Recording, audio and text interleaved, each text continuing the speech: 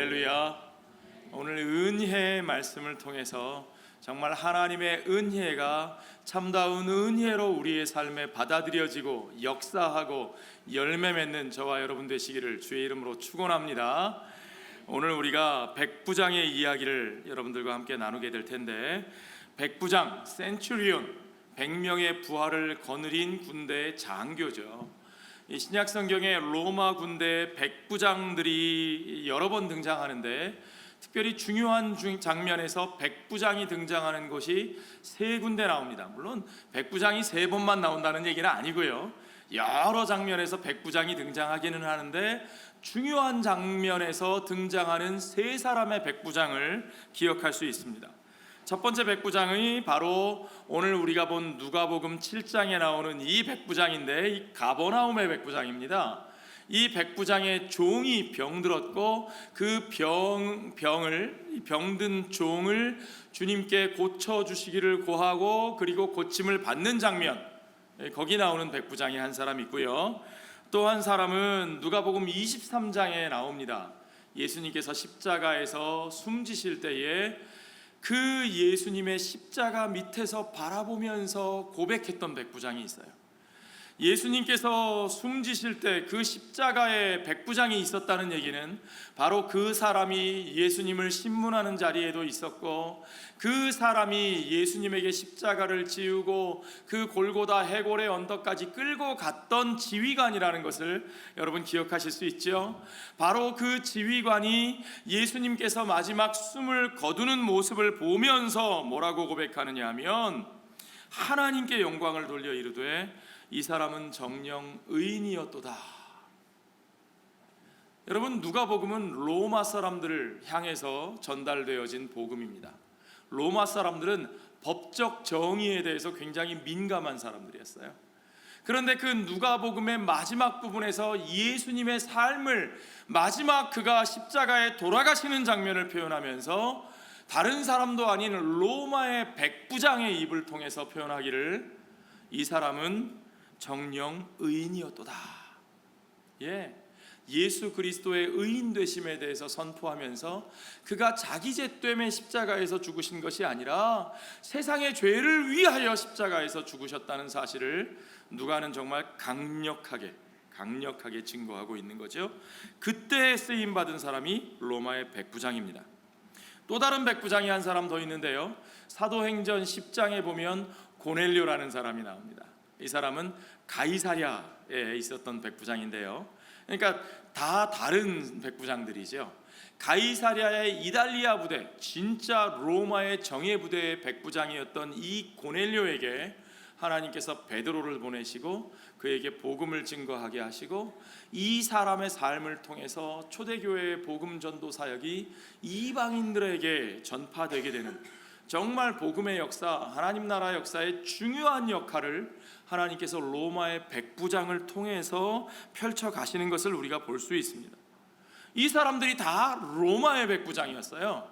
유대인들의 백부장이 아니었고요, 로마 제국, 그러니까 무서운 식민 통치의 지배자인 로마 제국의 장교들이었다는 거죠. 그러나 바로 그 사람들이 너무나 역설적이게도 로마 제국의 힘을 가진 그 군인 장교들이 예수님을 만나 하나님 나라의 복음을 들으면서 그들의 주인이 바뀌게 됐다는 겁니다. 그들이 로마 제국의 군인에서 하나님 나라에 충성된 백성으로 너무나 귀하게 쓰임받는 이 역설적인 전환의 모습을 성경이 우리에게 정말 드라마틱하게 보여주고 있다는 거죠. 그들이 얼마나 충성된 사람들입니까? 또 그들은 정직했어요. 오늘 가버나움의 백부장도 마찬가지고 예루살렘의 백부장도 마찬가지고, 그러니까 거짓말을 못하는 거예요. 그들의 눈으로 보니까 예수 그리스도는 죄가 없으신 분인 거죠. 그는 틀림없이 의인인 겁니다.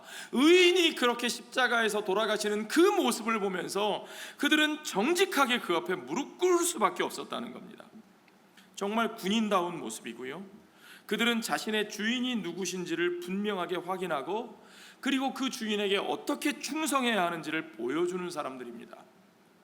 여러분, 로마 제국의 장교, 백부장 정도 되면요, 그들이 얼마나 이게 자부심이 많았겠어요. 얼마나 프라이드가 넘쳤겠습니까?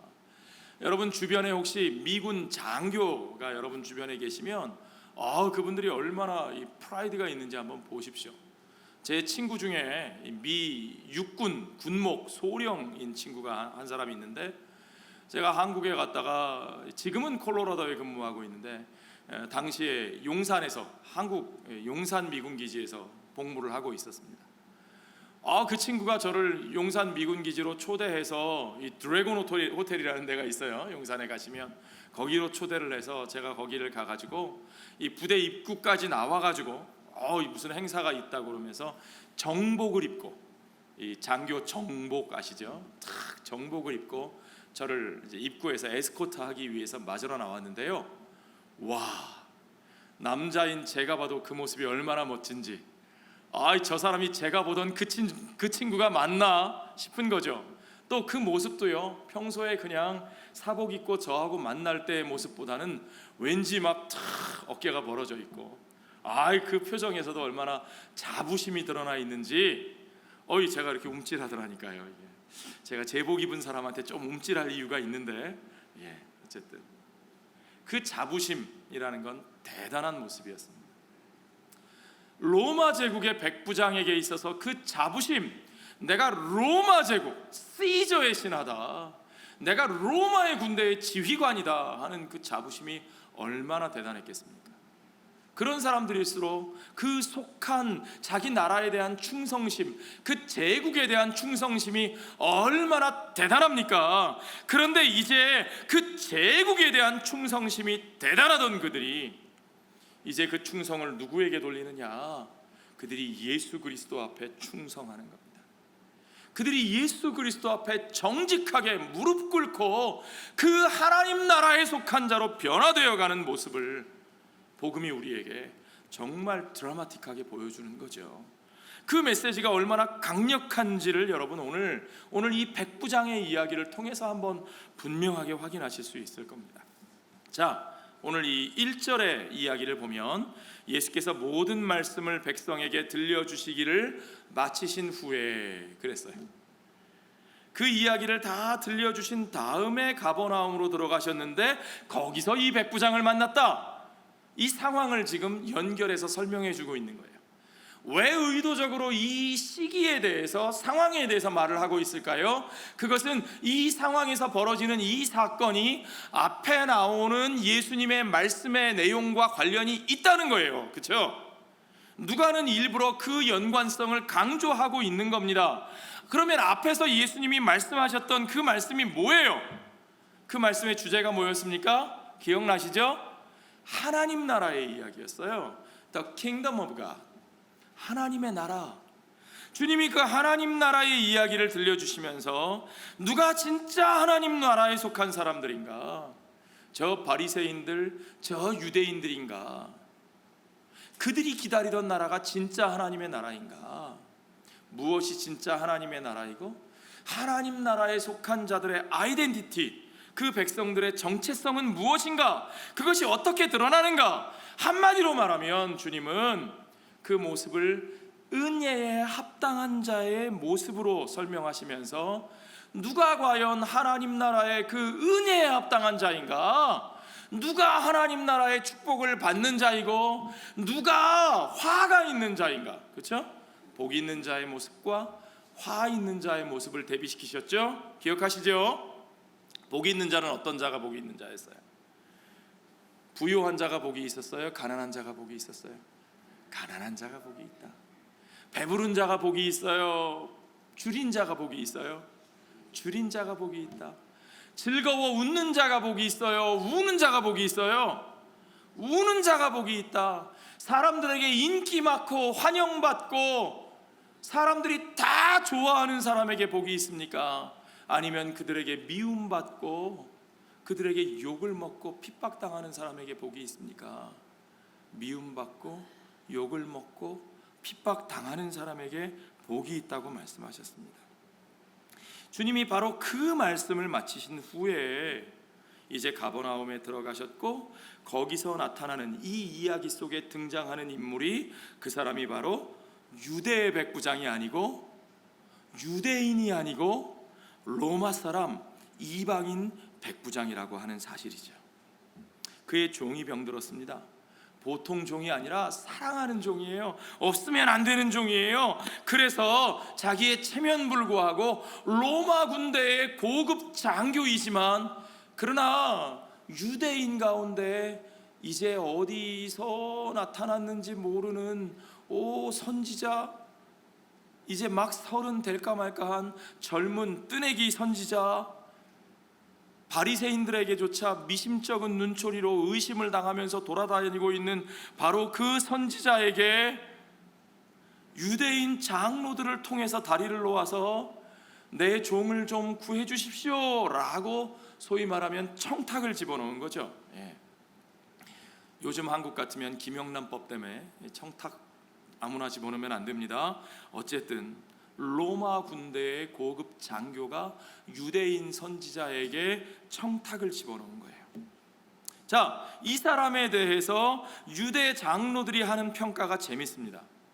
사실은요, 유대인들은요, 제 생각에는 로마 군대의 지휘관이, 로마 사람이 자기들에게 무엇을 청탁을 넣었을 때 그것을 유대인들이 그렇게 곱게 받아들여 주었을 리가 없어요. 더군다나 유대의 장로들이 얼마나 까탈스러운 사람들입니다. 그런데 그들이 이 사람에 대해서 하는 말이 있습니다. 보십시오. 4절에 이에 그들이 예수께 나와 간절히 구하여 이르되 이 일을 하시는 것이 이 사람에게는 합당하니이다. 이게 무슨 얘기예요? 이 사람은요, 해주셔도 괜찮아요. 이 사람은, 그 말은 벌써 이 사람이 로마인이라고 하는 것을, 벌써 이방인이라고 하는 것을 전제해 놓고, 이방인이지만요, 그래도 이 사람은 괜찮습니다. 자기들이 이 사람을 이미 평가하고 있는 거예요. 이 사람에게는 그래도 괜찮습니다. 왜요? 5절에 보니까 그가 우리 민족을 사랑하고 또한 우리를 위하여 회당을 지었나이다. 그가 우리에게 잘해줬고요, 그가 우리에게 이런 유익을 끼쳤어요. 기준이 뭐예요? 우리예요. 우리. 누가 판단하고 있어요? 자기들이 판단하고 있어요. 이미 그들의 마음속에는, 이 뉘앙스에는 우리는 유대인이고 그는 이방인이다, 그러니까 그와 우리는 함께 할 수 없다라는 전제가 깔려 있어요. 물론 이 사람들이 예수님의 말씀을 쫓아다니면서 들었던 사람들이니까 예수님이 말씀하신 하나님 나라에 대해서 이 사람들도 안 들은 건 아니고 들었겠지만, 이 사람들의 생각에는 그래도 예수님도 유대인이고, 그러니까 예수님이 말씀하시는 하나님 나라는 결국 우리끼리 우리 유대인들에게 해당하는 얘기인데, 그렇게 생각하고 있었다는 거죠. 그런데 이 사람은 로마 사람이란 말이에요. 그러니까 이들이 판단하기를 뭐냐? 로마 사람인데, 그렇지, 저 사람은 그래도 우리에게 잘했어, 우리의 기준에 볼 때 괜찮은 사람이야. 그러니까 자기들이 판단해서 예수님께 말씀하시기를, 선생님, 저 사람은요 괜찮습니다. 그러니까 저 사람은 우리 중에 껴줘도 괜찮아요, 껴줘도 됩니다, 그런 얘기인 거죠. 이 일을 하시는 것이 이 사람에게는 합당하니이다. NIV 성경의 영어 본문에 이렇게 되어 있어요. This man deserves to have you do this. 이 사람은요, 당신이 이 일을 해줄 만한 사람입니다. 그걸 감당할 만한 사람입니다. 누가 평가해요? 자기들이 평가하고, 이 사람 정도면 우리가 받아줄 수 있는 사람입니다. 그런데요, 이 유대인들의 시선이 과연 누가가 볼 때에 이게 제대로 된 얘기냐? 저는 이 이야기가 그렇게 쉽게 넘어갈 수 있는 이야기가 아니라고 생각합니다. 우리는 이 유대인 장로들의 시선에 대해서 그냥 덤덤하게 넘어가면 안 돼요. 이거 뭔가 문제가 있는 거 아닌가? 여러분 벌써 의심을 가지셔야 돼요. 문제는 우리들 중에 늘 이런 태도가 있다는 거죠. 우리의 기준을 따라서, 우리의 유익을 따라서, 우리의 유불리를 따라서 우리가 누군가의 자격을 심사하고 평가해요. 그렇죠? 네. 자, 그런데 어떻게 되셨는지, 예수님은 하여튼 이들의 말을 받아들였는지, 이 사람 괜찮은 사람이라니까 가셨는지, 그건 모르겠어요. 그런 얘기는 안 나와요. 그런데 6절에 보니까 어쨌든 예수님께서는 그들을 따라가셨습니다. 예수께서 함께 가실새 이에 그 집이 멀지 아니하여, 그러니까 아직 도착하지 않았다는 얘기죠. 예수님이 거기 도착하기 전에 또 이 백부장이 이번엔 자기 친구들을 보냈어요. 유대인 장로들을 보낸 게 아니라 자기 친구들을 보내서 예수님께 말하기를 주여 수고하지 마옵소서. 아유, 여기까지 오시는 수고를 안 하셔도 됩니다. 그 다음에 하는 말이 중요합니다. 굉장히 중요한 말이에요. 내 집에 들어오심을 나는 감당하지 못하겠나이다. 이 영어 표현으로 이렇게 되어 있어요. I do not deserve to have you come under my roof. I do not deserve to have you come under my roof. 앞에서 유대인 장로들이 표현했던 그 표현하고 똑같은 표현이에요. 문장이, 그렇죠?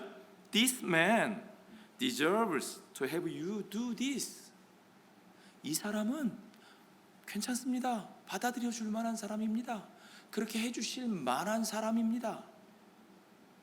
그런데 정작 자기 자신이 자신에 대해 말하기를 I do not deserve to have you.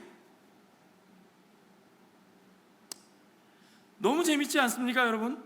유대인들이 자기들 나름대로 그를 판단하기를 This man deserves. 이 사람은 자격이 있습니다. 그런데 자기 자신은 말하기를 I do not deserve to have you. 나는 자격이 없는 사람입니다.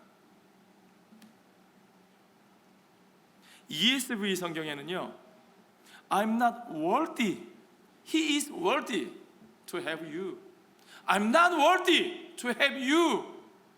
나는 그럴 만한 가치가 없는 사람입니다. 나는 그럴 만한 자격이 안 되는 사람입니다. 7절에 보니까 그러므로 내가 주께 나아가기도 감당하지 못할 줄을 알았나이다. 내가 이제 청하기는 했지만, 급하니까 청하기는 했지만, 그러나 청해놓고도 내가 생각하기를, 나를 돌아보니까 깨닫는 것이, 아니 내가 어찌 감히 주님을 내 집에 오라고 하실 만한 자격이 되겠는가. 아니 그걸 깨닫고 나니까 더 생각하기를, 아니 내가 어찌 감히 주님 앞에 내가 나가기라도 할 수 있겠는가. I did not even consider myself worthy to come to you. 나는 내 자신이 당신 앞에 나아갈 만한 가치조차 없는 사람이라는 사실을, 그것을 바라보게 됐습니다. ESV 성경에는 이렇게 번역했어요. I did not presume to come to you. 나는 감히 당신 앞에 내가 나아갈 수 있다고 생각할 수가 없습니다. 나는 감히 그런 일을 할 수가 없습니다. 오늘 여기서 중요한 건요, 이 하인의 병이 나았는가 안 나았는가, 예수님이 이 병을 고치실 수 있는가 없는가, 그게 중요한 게 아니에요, 여러분. 예수님이 그 병을 고치실 수 있다는 건 이미 여러 번 나왔어요, 앞부분에. 그렇죠? 누가가 하고 싶은 얘기는 그 사건에 대한 얘기가 아니고 바로 그 속에 보여지는 이 백부장, 이 이방인이 가진 이 믿음에 대한 이야기입니다. 그가 말하기를 스스로 나는 주님을 감당할 수 없다고, 나에게는 그런 자격이 없다고 고백한 바로 그 믿음이 중요한 겁니다. 주님은 그 믿음을 보시고는 뭐라고 말씀하셨어요? 9절에 보세요. 예수께서 들으시고 그를 놀랍게 여겨 돌이키사 다른 무리에게 이르시되 내가 너희에게 이르노니 이스라엘 중에서도 이만한 믿음은 만나보지 못하였노라. 이스라엘 사람들, 하나님의 자녀라 말하는 너희들, 지금 그 사람을 판단하고 평가하고 이 사람 정도면 괜찮습니다라고 말하고 있는 그들 중에서도 오히려 이러한 믿음은 발견하지 못하였다. I have not found such great faith even in Israel. 이스라엘에게 없는 이 믿음이, 진짜 믿음이 누구에게 있다고요? 이방인에게 있다. 이스라엘의 장로들에게 없는 믿음이 이방인에게 있다. 교회의 대단한 직분자라고 하는 사람들에게도 없는 그 믿음이 저 바깥에 우리가 거들떠도 보지 않는 저 불신자들 가운데서 그 믿음이 있다. 그 믿음이 그 가운데 있다. 발견되었다. 얼마나 놀라운 얘기입니까? 그런데 바로 그 믿음이 뭐예요? 주님이 이렇게까지 말씀하신 그 믿음이 뭡니까? 그의 고백 가운데 드러난 거예요. 나는 당신을 모실 자격이 없는 사람입니다. 심지어 나는 당신 앞에 나아갈 자격도 없는 사람입니다. 그러나 주님, 그러니까 주님, 취소요. 당신께 요청한 거 취소입니다. 그랬어요? 아니요. 그러나 주님, 당신이 나의 주인이십니다. 지금 이 백부장은 누가 그의 주인이신지를 분명하게 확인하고 있어요. 그래서 그 주인과 종의 관계에 대한 적용을 자신의 삶에 그대로 적용하고 있어요.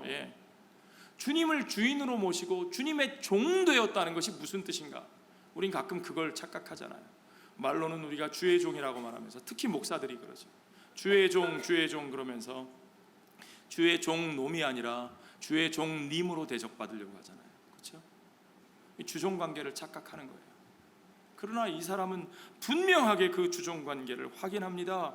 당신이 나의 주인이시고 내가 종입니다. 그러므로 내가 내 밑에 있는 사람들과 하는 것처럼 당신이 가라 하면 가는 것이고 오라 하면 오는 것이고 당신이 말씀하시면 그 말씀대로 되어질 줄을 믿습니다. 주권은 내게 있는 것이 아니라 당신께 있는 겁니다. 내가 원하는 것이 중요한 것이 아니라 내가 당신께 요청하는 것이 중요한 것이 아니라 모든 주권은 당신께 달린 것이고, 그리고 당신이 주권자이신 주님이 말씀하시면 그 말씀대로 되어질 줄을 믿습니다.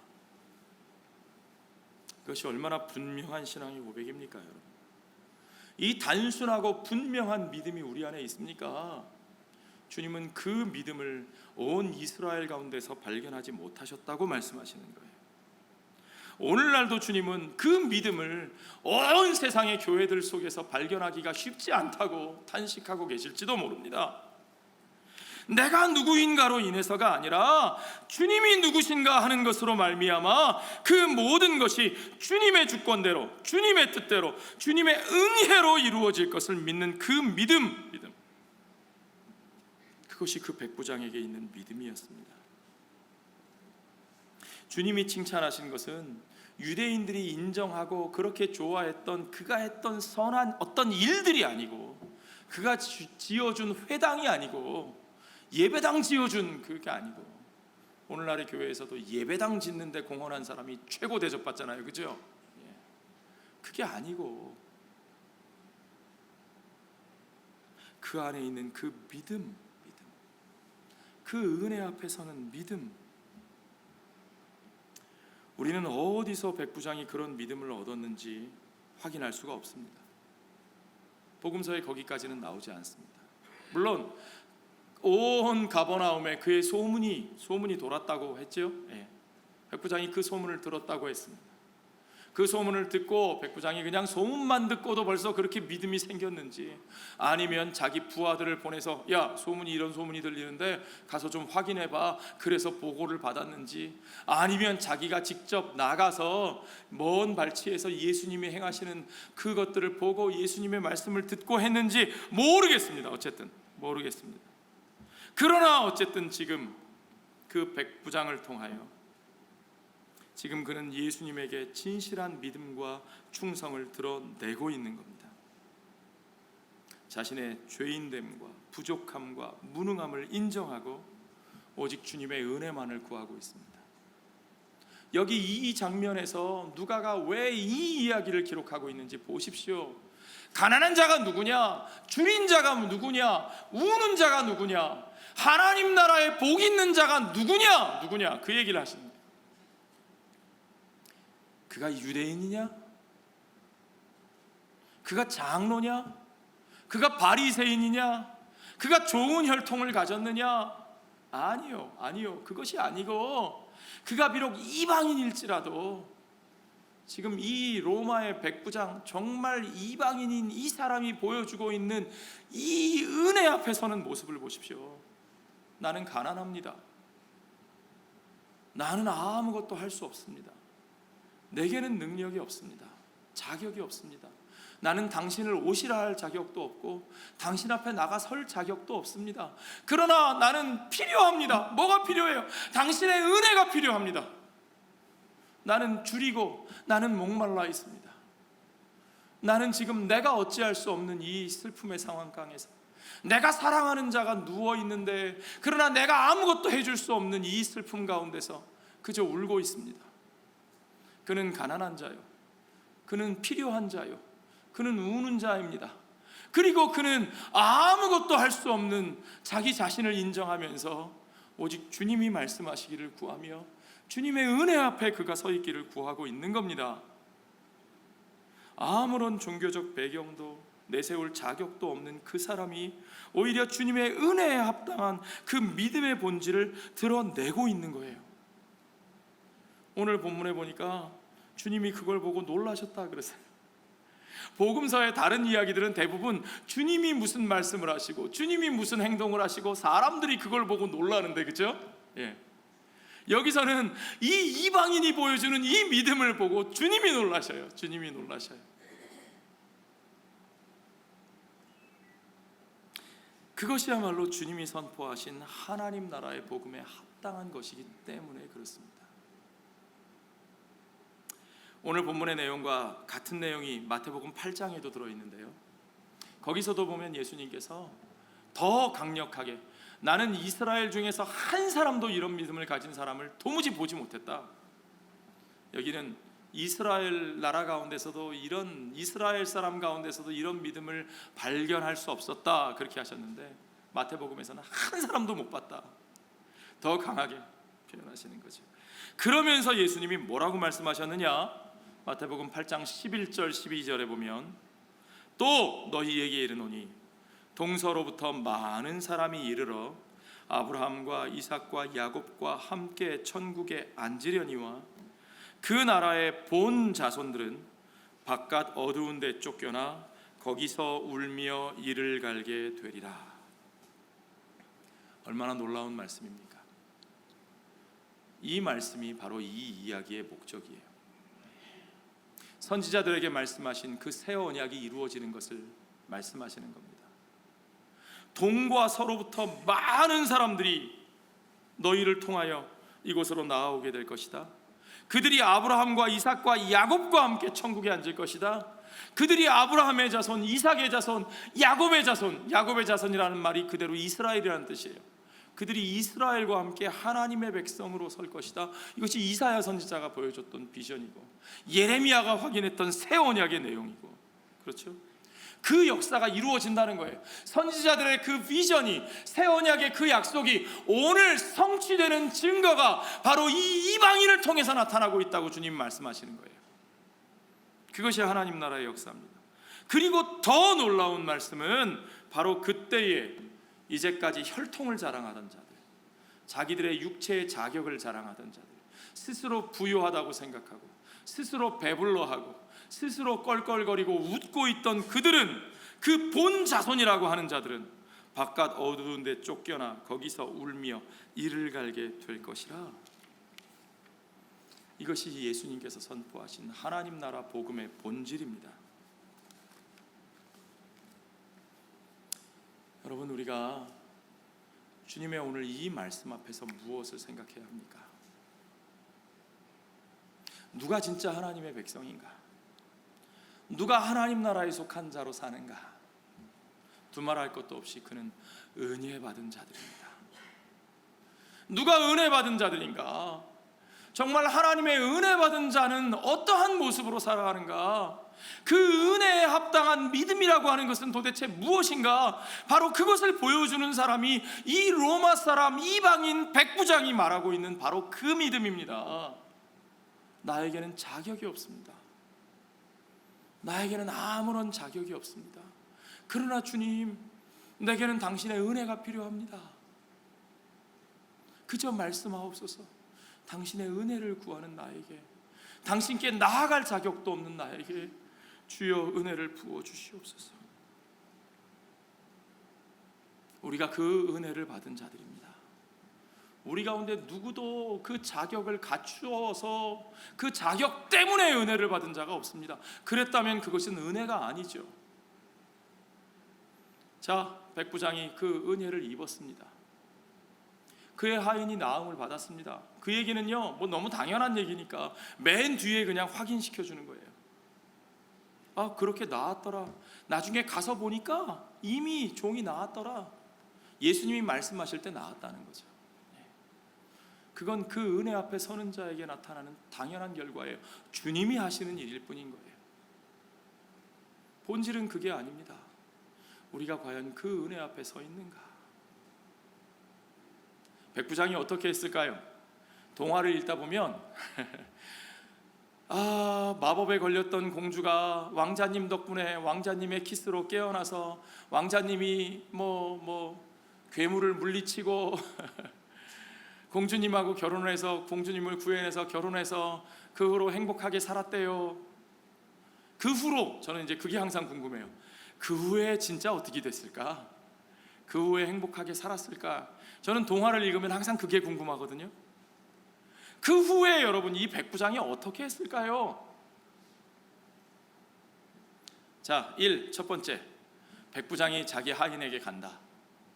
너 나았니? 예, 나았습니다, 주인님. 그래, 너 어떻게 나았는 줄 알아? 내가 말이지 정말 너 때문에 내가 생각하면 지금도 짜증나.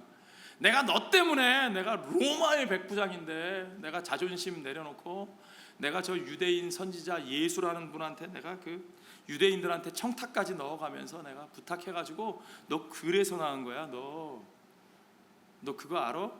내가 너를 위해서 그렇게까지 했어. 그랬을까요? 그랬다면 그는 은혜를 아는 사람입니까? 아니요. 그는 그러지 않았을 거예요. 그래, 나았구나. 종은 주인님 감사합니다. 주인님 때문에 살았어요. 아니야. 내게 감사한 게 아니지. 내가 너를 살린 게 아니야. 내가 한 거 아무것도 없어. 나를 향한 그분의 은혜가, 나의 필요를 채워주시는 그분의 은혜가, 정말 아무 자격도 없고 한 일도 없는 나에게 그분의 은혜가 역사하셔서 그분이 너를 살리셨어. 우리 함께 그분께 나아가지 않을래? 그렇죠?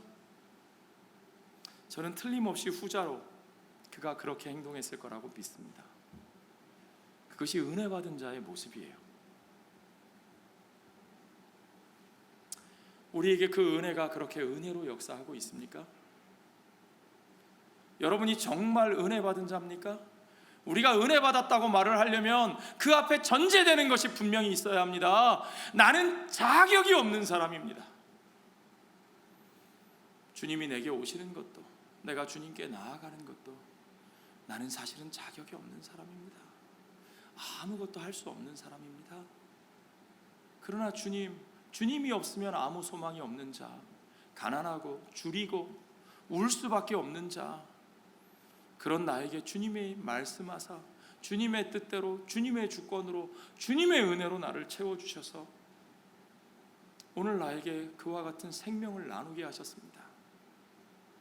그렇게 생명을 얻고 그렇게 그 생명을 나누는 자로 우리가 산다면 우리는 주님 앞에 어떻게 서야 합니까?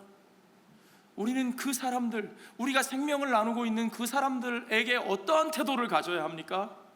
우리가 그들에게 나누어 준 것, 우리가 그들보다 좀 나아 보이는 것을 가지고 그걸 가지고 자랑하며 갑질하며 봐, 내가 이만큼 해줬잖아, 내가 이런 사람이잖아, 너 나한테 잘해, 너하고 나하고는 달라, 그렇게 그들을 판단하고 정죄하고 혐오하고 내 공로를 주장하고 대가를 요구하고 나의 특권을 당연한 것처럼 내세우며 갑질할 수 있습니까? 아니요. 우리가 정말 은혜 받은 사람이라면, 우리가 하나님 나라에 속한 자라면 우리는 결단코 그렇게 할 수 없습니다. 우리가 요즘 예레미야서를 읽었고 이번 한 주간엔 예레미야 애가까지 읽고 있는데 참 쉽지 않았습니다. 제가 아침에도 말씀드렸지만 예레미야를 52장이나 매일 아침 52일 동안 52날 동안 그 예레미야의 그 처절한 그 이야기를 읽는 것이 쉽지 않았어요. 그걸 정말 맷돌을 갈듯이 묵상하면서 이 새벽에 나오시는 분들과 나누는 것이 쉽지 않았어요. 저도 끝났나 싶었는데, 예레미야가 끝났는데 그 다음에 나오는 책이 보니까 예레미야 애가잖아요. 그렇죠? 애가 이제는 그 처참하게 심판받고 징계당하고 멸망당한 다음에 그 황폐함과 그 비참함 속에서 그 노래로 부르는 거예요. 아유, 그걸 계속 노래로 부르래요. 왜 그렇게 하셨을까요? 왜? 하나님이 그의 백성들에게 왜 그렇게 하실 거예요? 물론 우리는 압니다. 선지서의 결론이 무엇이냐? 결국은 하나님께서 은혜 주신다는 거예요. 결국은 우리가 그렇게 범죄해서 하나님 앞에 징계받고 그렇게 두들겨 맞지만 하나님께서 은혜를 주신다는 거예요. 우리가 감당할 수 없는 죄의 짐을 하나님께서 스스로 해결해 주신다는 거예요. 그 은혜로 갚아 주신다는 거예요. 우리를 그의 자녀로 세워 주신다는 거예요. 우리의 원수들을 물리쳐 주신다는 거예요. 그러면 이왕 그렇게 해주실 거면 그냥 좀 바로 해주시지. 왜 도대체? 왜 그 징글징글한 과정들을 그렇게 겪게 하세요? 왜 바벨론에 끌려가서 70년이나 거기 처박아 두셔요? 도대체 왜? 70년 후에 돌아오고 나서도 금방 모든 것이 해결됐나요? 아니죠. 그 후로도 400년 동안 선지자들 하나 보내주지 않으시면서 그 암흑 가운데서 바벨론 때문에 무너졌던 그 성전을 겨우겨우 없는 살림에 힘을 모아서 학고방같이라도 새로 세웠는데, 그러고 났더니 이제는 헬라를 보내시고 로마를 보내셔서, 심지어는 헬라 제국 시대에는 어떤 일까지 있었는 줄 아세요? 예루살렘의 성전에서 하나님이 부정하다 하신 돼지고기를 잡아다가 헬라 사람들이 일부러 유대인들을 조롱하느냐고 유대인 제사장들에게 돼지고기를 가지고 성전에서 제사를 올려드리라고 그런 일까지 있었을 정도로 정말 그의 백성들이 수모를 당합니다. 모욕을 당합니다. 왜 하나님은 그렇게까지 하실까요? 결국에는 그들 가운데 예수 그리스도를 보내주셔서 결국에는 그들 스스로 해결하시는 것이 아니라 하나님이 해결해 주시는 건데, 그들이 해결할 수 없는 죄의 짐을 하나님이 은혜로 해결해 주시고 예수 그리스도의 십자가로 해결해 주시는데, 그럼 진작 좀 해결해 주시지 왜 그렇게 그들을 낮추시고 그들을 고통스럽게 하셨을까요? 저는 한마디로 분명히 이렇게 표현하고 싶습니다. 하나님의 은혜가 그들에게 진짜 은혜 되게 하시기 위해서다. 하나님의 은혜가 그들에게 진짜 은혜인 것을 그들이 깨닫게 하기 위해서 하나님이 그렇게 하신다는 거죠. 신명기에서 말씀하셨던 것처럼 하나님이 애굽에서 그들을 택하여 불러내사 가나안 땅에 하나님의 나라를 세우실 때에 그들이 뭐가 잘나서 그런 게 아니라는 거죠. 그들이 애굽보다, 그들이 에돔보다, 그들이 모압보다 그들이 나아서 그렇게 한 게 아니라는 말씀이에요. 그들이 무슨 인구가 많아서, 그들이 무슨 머리가 뛰어나서, 그들이 용맹하고 싸움을 잘해서 그런 게 아니라는 거예요. 하나님께서는 그들을 불러내사 애굽보다도 작고 에돔 사람들보다 싸움도 못하는 그 이스라엘을 불러내사 오직 하나님이 그들의 하나님이 되시고 그들이 하나님의 백성이 되어서 그들이 하나님의 은혜를 따라 하나님의 길, 하나님 나라의 가치를 따라 사는 자들로, 애굽과 같이 되는 것이 목적이 아니고 아수르와 같이 되는 것이 목적이 아니고 하나님의 은혜를 따라 하나님의 백성으로 살게 하시는 것이 하나님의 목적이셨기 때문에 하나님께서 은혜로 그들을 불러내셨다는 거죠. 아무 자격도 없고 아무 힘도 없는 그들을 하나님이 불러내셨다는 겁니다. 그렇게 하나님께서 그들을 세워주시고 그들에게 나라를 주시고 그들을 택한 족속이라 하시고 그들을 거룩한 나라라 불러주셨는데, 그것을 누리다 보니까 그것이 쥐들이 잘나서 된 줄로 아는 거예요. 사실은 그 삶에 추구하는 것 이방인들하고 똑같으면서 돈을 추구하고 풍요를 추구하고 음란한 쾌락을 추구하고 그 속에서 번성하기를 원하고 이 땅의 그 세속적인 그 번성을 위해서 온갖 영적인, 하나님 앞에 지켜야 할 영적인 순결까지도 내던지고 바알과 아세라를 섬기면서 그렇게 맘몬을 섬기는 그들이 정작 이방인들 앞에서는 우리는 택한 자고 너희는 버려진 자들이야, 우리는 거룩한 자고 너희는 더러운 자들이야, 교만하고 잘난 척하고 정죄하고, 그렇죠? 영적 교만에 가득 차 있는 겁니다. 하나님께서는 그들을 낮추십니다. 낮추시되 철저하게 낮추십니다. 적당히 딜하셔서 그들과 타협하시는 것이 아니라 철저하게 자기들의 죄인됨과 자기들의 무능력과 자기들 스스로 아무것도 할 수 없음을 인정할 수밖에 없게. 예레미야 애가의 핵심이 그거예요. 하나님 어찌 이렇게 되었습니까? 오늘 우리들의 죄악 때문에 이렇게 되었습니다. 이 모든 것이 철저하게 우리의 죄 때문이고, 그리고 하나님은 여전히 의로우십니다. 그 앞에 하나님의 백성이 인정할 수 있는 건 하나밖에 없습니다. 우리에게는 의가 없습니다.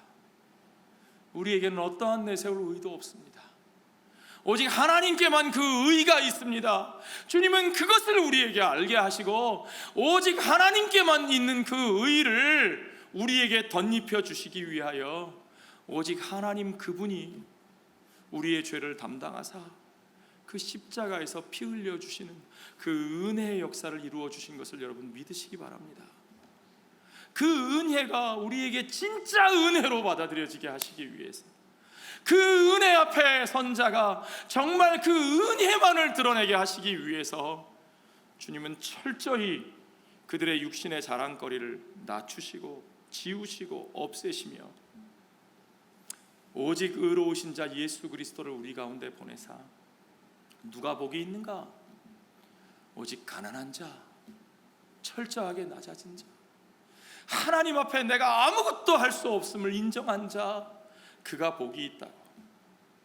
하나님 나라가 바로 그들의 것이라고 주님이 분명하게 우리에게 선포하시는 것이죠. 자, 오늘 우리는 그 은혜 앞에 서 있습니까? 오늘 저와 여러분은 그 은혜 앞에 합당한 자로 서 있습니까?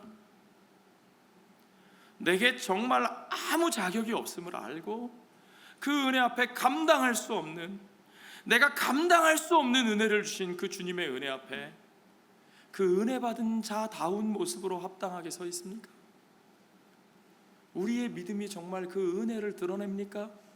아니면 믿음이라 하는 말로 나를 높이고 다른 사람을 혐오하고 그들을 깎아내리며 밀어내는 도구로 사용되고 있습니까?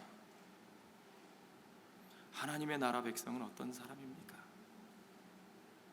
우리가 오늘 이 이방인과 같이 그 은혜가 무엇인지를 안다면, 내가 정말 그 은혜에 합당한 믿음으로 주님 앞에 서 있다면, 우리 이웃들 앞에 서 있다면, 그러면 이제 우리의 모습과 태도는 어떻게 달라져야겠습니까? 그 대답은 여러분 스스로 찾으실 수 있을 줄로 저는 압니다. 기도하겠습니다. 아버지 하나님, 오늘 우리는 어리석은 유대의 장로들처럼 저 사람이 내게 어떻게 했기 때문에, 저 사람이 내 마음에 들기 때문에 저 사람은 자격이 있습니다, 아니면 자격이 없습니다, 하나님의 집이라 하는 장소를, 예배당을 지어놓고 팔짱 끼고 앉아서 온갖 사람들에게 그와 같은 시선으로 평가하고 판단하고 정죄하고 받아들이기도 하고 밀어내기도 하는 그러한 자들로 우리가 앉아있지는 않습니까? 주여, 주여, 우리가 그 은혜 앞에 정말 아무 자격도 없는 자들인 것을 알고 그 아무 자격이 없는 우리에게 주께서 정말 우리에게 그의 은혜를 그의 뜻대로 부어주사 우리의 그 줄이고 우리의 애통하는 삶을 주님께서 소망을 주시고 주님께서 구원하여 주셔서 우리가 오늘 이렇게 새 생명 받아 주님 앞에 서 있사온데, 우리가 이제는 그 은혜 받은 자로서 하나님 앞에 더욱더 온유하고 겸손하게 우리와 함께하게 하신 그 이웃들 앞에 우리가 더욱더 겸손하고 온유하게 정말 거저받은 것 거저 나누는 자로, 나누면서 아무것도 아깝지 아니하고 아무것도 나의 공로로 여기지 아니하는 자로 서게 하여 주시옵소서. 주여 아버지 하나님, 우리가 믿음이 있다 말하면서도 그 은혜가 우리에게 은혜로 나타나지 않는다면 우리가 어찌 하나님 나라의 백성이라고 말할 수 있겠습니까? 주여 아버지, 우리가 온전히 하나님 나라에 속한 자로, 하나님 나라에 충성하는 자로 서게 하시고, 오직 그 은혜가 우리 가운데 은혜로 드러나며 은혜로 역사하며 은혜 받은 자답게 그 모든 세상 가운데서, 그 모든 이웃들 가운데서 행하는 우리들의 삶, 우리들의 모습 되게 하여 주시옵소서. 그 은혜에 합당하지 않은, 그 은혜 앞에 부끄럽고 가증한 모습이 조금이라도 우리 앞에 있었다면 주여 아버지, 우리가 오늘 다 내려놓게 하시고 철저하게 주님의 은혜 앞에서 우리 자신들을 돌아보며 다시금 하나님 나라의 그 복음의 은혜에 합당한 자로 설 수 있는 그 은혜의 기회를 오늘 이 시간 우리 가운데 또 한 번 허락하여 주시옵소서. 모든 것을 주께 감사드리며 예수님 거룩하신 이름 받들어 기도하옵나이다.